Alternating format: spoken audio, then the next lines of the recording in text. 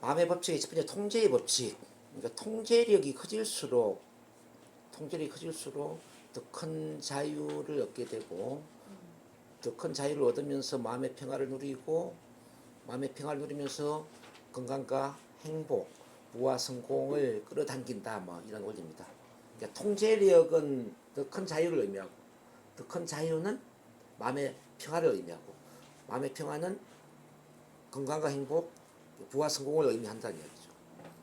결론적으로 그렇게 이야기할 수 있어요. 그럼 이제 통제력은 어디서 노는 거냐 이걸 봐야 돼요. 통제력. 자, 통제력은 이런 이제 우리의 영역 중에 관심의 영역이 있고 그 영향력의 원이 있거든요. 영향력의 원이라는 거는 나로 인해서 내가 영향력을 행사할 수 있는 그런 영역을 영향력의 원이라고 그래요. 나와 관련된 영역. 그러니까 이제 나의 생각, 뭐 나의 가치관, 나의 믿음, 나의 말, 뭐 나의 직업, 나의 배우자, 나와 관련된 게 있잖아요. 이런 거 내가 다 통제할 수 있다는 거죠. 근데 이제 관심의 원이라는 것은 내가 통제할 수 없는 거예요. 뭐 예를 들어서 지나간 과거에 일어난 사건이나 경험, 현재 우리를 둘러싸고 있는 어떤 상황, 이런 건 어떻게 할 수가 없잖아요. 이를테면 이제 흘러간 물로 물레방아를 돌릴 수 없는 것처럼, 엎질러진 물을 주워 담을 수 없는 것처럼 지나간 사건 경험에 대해서 우리가 어떻게 바꿀 수는 없잖아요. 그리고 지금 우리가 둘러싸고 있는 이 사회적 환경은 어쩔 수 없죠. 근데 이제 이런 것 때문에 우리가 굉장히 스트레스를 받는다는 거죠. 힘든 사건 때문에 힘들어하고 스트레스적인 상황 때문에 힘들어한다는 거죠. 그렇지 않나요? 맞습니다. 돈이 없는 상황 때문에 힘들어한다는 거죠. 네. 그래서 이제 이 통제력이라는 것은 뭐냐면 이제 관심의 원에 해당되는 영역에 집중을 하는 게 아니라 영향력의 원에 에너지를 집중하면서 내가 할 수 있는 그 힘, 할 수 있는 그 통제 힘을 키우는 거예요.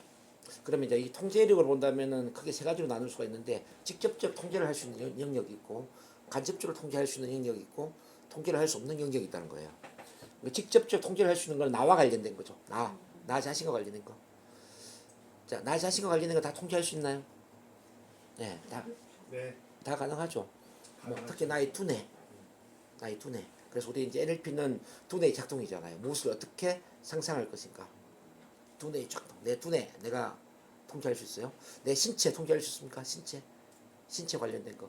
어떤 자세로 어떤 호흡을 자, 어떻게 숨쉬고 어떻게 움직이고 어떻게 목소리를 연출하고 다 할 수 있잖아요. 그렇죠? 이 통제할 수 있어요. 자, 입에서 나오는 말 어떻게 말을 하고 어떤 말을 듣고 이 언어적인 걸 다 통제할 수 있잖아요. 기본적으로 두뇌, 신체, 언어 이 세 가지를 통제하면은 내 마음을 통제할 수 있는 거죠. 왜냐하면은 두뇌 무엇을 어떻게 생각하느냐가 내 마음과 연결돼 있고요. 자세나 호흡이나 뭐 몸 동작이나 목소리나 웃음이나 이 신체 패턴이 내 마음의 상태와 연결돼 있고 입에서 어떤 말을 하고 또 어떤 말을 귀로 많이 듣느냐 이게 또 내 마음과 연결돼 있잖아요. 그렇지 않나요? 그래서 나와 관련된 두뇌, 신체, 이 언어를 통제할 수 있다는 것은 내 마음을 통제할 수 있다는 것이고 마음을 통제한다는 것은 내 행동, 습관, 성격, 내 운명마저도 통제할 수 있다는 걸 의미하는 겁니다. 이렇게 이제 직접적인 통제가 있고요. 간접적 통제는 뭐냐면은 사람 대인 관계와 관련된 거예요. 대인 관계. 우리가 만나는 사람, 뭐 가깝게는 나의 배우자, 나의 가족, 뭐 나의 고객, 나의 지인들 이 사람들 직접적으로 통제할 수는 없지만 자 어떻게 말할 것인가, 어떻게 말하고 소통할 것인가, 어떤 구조로 말을 하고 어떤 구조로 소통하느냐. 그러니까 어떤 라프 형성이라든지 말하는 스타일이라든지 언어의 어떤 수준이라든지 대인관계 기술이라든지 리더십이라든지 이런 걸 통해서 간접적인 통제가 가능하다는 거죠. NLP는 바로 이런 거거든요. NLP는 나에 대한 직접적 통제와 그 다음에 어떤 언어적인 어떤 스킬을 통한 또는 대인관계 기술을 통한 대인관계의 어떤 간접적인 통제를 이제 배우는 어떤 기술이다 이렇게 볼 수도 있죠. 그래서 이제 간접적 통제라는 것은 우리가 이제 NLP 보면 라포 형성이라든지 뒤에 노는 메타 모델, 밀턴 모델, 뭐 SOM 합법, 그죠? 이런 여러 커뮤니케이션 스킬을 통해서 간접적으로 우리는 사람들한테 통제력을 행사할 수 있다. 뭐 리더로서는 리더십을 행사할 수 있다 이거죠. 그리고 세 번째는 통제가 안 되는 게 있어요. 통제가 안 되는 건 앞서도 말씀드렸지만은 이미 지나간 일들, 과거에 일어난 사건, 경험, 현재 우리를 둘러싸고 있는 사회적인 환경, 경제적인 환경, 이건 어떻게 통제를 할 수가 없다는 거죠.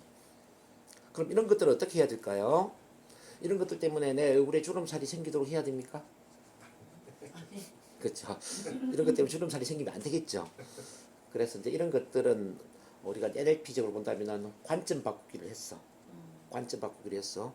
긍정적인 관점, 긍정적인 해석을 하는 게 중요하다. 그리고 미래에 도움이 될 수 있는 자원으로 활용을 해야 된다. 모든 문제도 자원이 될 수 있는 거예요. 모든 실현 고난도 자원이 될 수 있는 거예요. 모든 실패도 자원이 될 수 있는 거예요. 어떻게 활용하느냐에 따라서. 그래서 자원이 없는 사람은 아무도 없다고 그랬잖아요. 자원이 없는 상태로 살아가는 사람이 있을 뿐이다 그랬잖아요. 실패에서 교훈을 얻으면 실패도 자원이 될 수 있는 거예요. 그렇지 않나요? 자, 불행 속에서 우리가 희망의 싹을 키울 수 있다면 불행 또한 자원이 될 수 있는 겁니다. 자, 이별 속에서 만남의 소중함을 깨달을 수 있다면 이별도 자원이 될 수 있는 거고요. 몸에 병이 생겼는데 이 질병을 통해서 건강의 소중함을 알고 그 다음에 우리가 건강 관리를 잘 할 수 있다면 몸에 병이 생긴 것, 이 질병도 자원이 될 수 있는 거죠. 그렇지 않나요? 그래서 모든 문제, 모든 신체 증상, 시련, 고난, 이건 활용하기에 따라서 다 자원이 될 수 있다. 그래서 과거는 자원으로 활용하라고 있는 것이지 원망하고 분노하라고 있는 게 아니라는 거예요. 현재의 상황 또한 마찬가지예요. 현재의 힘든 경제적인 상황, 사회적인 상황, 이것 또한 우리가 해석하기에 따라서 좋은 상황이 될 수 있는 거예요. 더 나아가서 자원으로 활용할 수도 있다는 뜻입니다. 그래서 이제 위기는 위험 플러스 기회의 복합이다 이렇게 이야기하잖아요. 위기는 위험 플러스 기회. 위기 속에서 위험을 보느냐, 위기 속에서 기회를 보느냐에 따라서 반응이 달라진다는 거죠. 따라서 이제 이렇게 통제할 수 없는 영역에 대해서는 우리가 긍정적인 관점을 갖고 그 다음에 미래를 위한 자원으로 활용을 할 수 있을 때 우리 얼굴에는 주름살이 생기지 않습니다. 자, 이런 구조로 간다면 통제력은 더 큰 자유를 의미하는 겁니다. 자유는 더 큰 마음의 평화를 의미하고요. 더 큰 마음의 평화는 건강과 행복, 그 다음에 부와 성공을 의미합니다. 자, 그러면 우리가 이제 빨리 죽고 싶거나 실패하고 싶거나 인생을 실패로 살 수 있는 아주 좋은 방법이 있는데 그건 뭐냐면은 통제력을 줄이는 거예요. 통제력을 줄이는 가장 좋은 방법은 이유 변명을 되는 거죠. 이유 변명. 누구 때문에, 과거의 어떤 일 때문에, 현재 어떤 상황 때문에 나는 이렇게 될 수밖에 없어. 자, 윤석열이가 정치를 잘 못하기 때문에 나는 가난한 삶을 살 수밖에 없어. 물론 이 정치인들은 이렇게 이야기하면 안 되겠죠. 시스템에 대한 싸움을 해야 되기 때문에 이런 이야기하면 우리 개인으로 볼 때는 자, 누구 때문에를 되면 안 된다는 거죠. 자, 때문에는 이유 변명을 만드는 거거든요. 원망 분노를 만드는 거죠. 그죠? 자, 이유 변명, 원망 분노는 뭐냐면 나는 책임이 없다라는 거잖아요. 무책임이자 무책임. 무책임한 자세는 뭘 만듭니까? 더 많은 구속을 만들잖아요.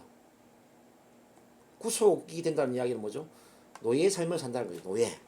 사건의 노예가 되고 경험의 노예가 되고 상황의 노예가 된다는 거잖아요. 노예가 된다는 것은 마음의 평화보다는 스트레스를 받겠죠. 스트레스는 만병의 원인이라고 배웠을 거예요. 그 스트레스 많이 받으면 결과적으로 이제 건강하고 행복한 삶이 아니라 자, 몸에 병이 걸리고 불행한 삶을 살죠. 그리고 실패자의 삶을 산다. 간단하게 원리는 이렇게. 그래서 통제력이 이렇게 참 중요합니다. 우리가 그러면 통제력을 어떻게 키워야 되느냐 여기에 이제 초점을 좀 맞춰야 돼요. 네, 아까 설명한 것처럼 통제의 세 가지 영역을 잘 생각하시고요. 어떤 상황에서 절대 이유 변명을 되지 마라. 어떤 상황에서도 누구도 원망하지 마라. 모든 건 내 책임이다. 내 책임이다라고 합니다. 책임하고 통제력은 같은 맥락입니다. 책임을 많이 질수록 통제력이 커지는 겁니다. 그래서 이제 그 때문에를 덕분에로 바꾸어 생각하라 이런 이야기 많이 들어보셨죠? 네. 가난 때문에 나는 공부를 못했다가 아니라 가난 덕분에 나는 부자의 마인드를 키우고 성공의 마인드를 키우고 도전하는 삶을 살았다 이렇게 봐야 되겠죠. 자, 나이가 많이 들었기 때문에 난 할 수 있는 일이 별로 없다가 아니라 나이가 많이 든 덕분에 지혜로운 사람이 되어서 지혜로운 사람이 되어서 앞으로 더 많은 지혜를 나눌 수 있는 의식 지도자, 영성의 지도자가 될 수 있다는 거예요. 나이가 많이 든 덕분에. 그렇지 않습니까? 뭐 예를 들어서 몸에 병이 든 덕분에 뭐 난 오래 살 수 없다가 아니라 자 몸에 병이 든 덕분에 내가 건강 관리를 더 잘해서 장수할 수가 있다는 거죠. 근데 때문에 덕분으로 이제 바꿔버리는 거죠. 그래서 이 때문에 덕분에 사고 중요하고 그다음에 그럼에도 불구하고 사고를 할 때 내가 더 많은 책임을 지고 더 큰 통계를 갖게 됩니다. 뭐 자 지금 경제적인 상황이 안 좋습니다. 그럼에도 불구하고 나는 창의적인 아이디어를 발휘했어. 자, 더 큰 성공을 이룰 수 있습니다. 자, 나는 몸에 병이 들어서 몸이 건강 상태 좋지 않습니다. 그럼에도 불구하고 지금부터 건강에 더 많은 관심을 가지고 내 몸 관리를 더 잘할 수 있습니다. 패치를 붙이고. 자, 이런 사고를 하는 거죠. 여기까지 이해되셨나요? 네.